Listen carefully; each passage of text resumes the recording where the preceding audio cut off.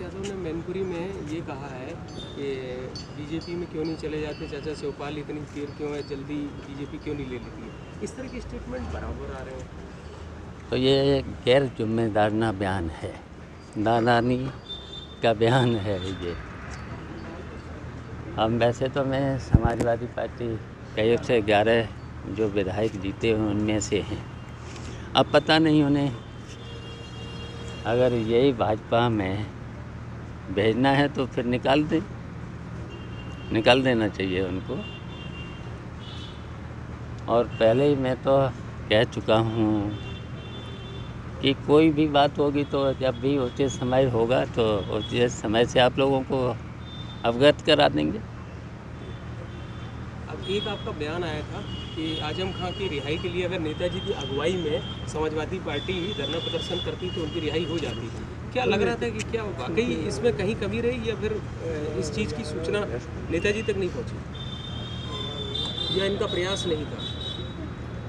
देखिए, आजम साहब के साथ जुल्म हो रहा है, छोटे छोटे केस लगाए जा रहे हैं, बराबर लगाए जा रहे हैं।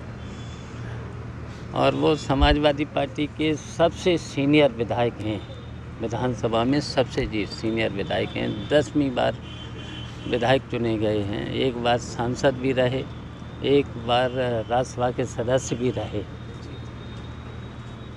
तो लोकसभा में भी जब सदस्य थे तो उनकी आवाज़ लोकसभा में भी उठानी चाहिए था, विधानसभा में भी उठानी चाहिए था।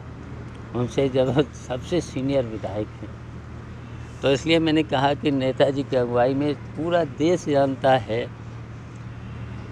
कि देश के प्रधानमंत्री मोदी जी नेताजी का सम्मान करते हैं। अगर समाजवादी पार्टी के लोग धरने पे बैठ जाते लोकसभा में और नेताजी को भी बैठा लेते तो मोदी जी ज़रूर उस पर विचार करते। जो छोटे छोटे को इतने केस 72 केस और 4 महीने से तो एक छोटे केस में उसमें भी बेल हो जाना चाहिए था, रिजर्व रखा है तो उसमें भी निर्णय नहीं दे रहे हैं। तो उनके साथ तो जुल्म हो रहा है।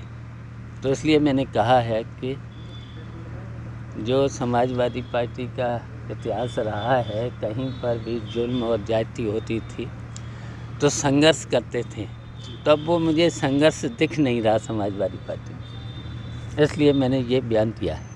अच्छा, ये मायावती के लिए कहा जा रहा है कि उनको राष्ट्रपति बीजेपी क्यों नहीं बना देती मायावती को?